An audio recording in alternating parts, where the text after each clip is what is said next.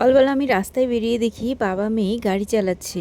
তো রোজ সকালবেলা কিন্তু মাথা খেয়ে ফেলে এই গাড়িটা বার করার জন্য। তো রোদ তাপানো হয়ে যায়, মর্নিং ওয়াকও হয়ে যায়, আমার মেয়ের গাড়ি চালানো হয়ে যায়। তা তখনই চলে আসলো মাছালা। আর দেখো মাছগুলো কিন্তু বেশ বড় আছে। এটা কি মাছ আমি ভালো চিনি না। 350 কাটা 350 টাকা যাও খাই দাও, খুব মজা হবে আজকে না এই গোদাম। ভালো করে ধরো ধরো ধরো, আমি চালাচ্ছি, ধরো। তুমি ওই যে হ্যান্ডেল ধরো, পাটা নিচে নামাও। এটা হলো রুই মাছ। আমি মাছ খাই ঠিকই, কিন্তু আমি মাছ চিনতে খুব কাঁচা, কনফিউজ লাগে কোনটা কি মাছ। একমাত্র ইলিশ মাছটাই চিনি আমি।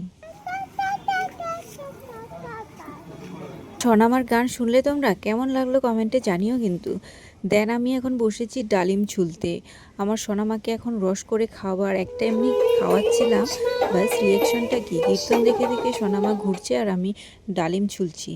আর এখন বসেছি ওকে নিয়ে ডালিমের রস খাওয়াতে। কিছুতেই খাবে না, জোর করে খাওয়াচ্ছি।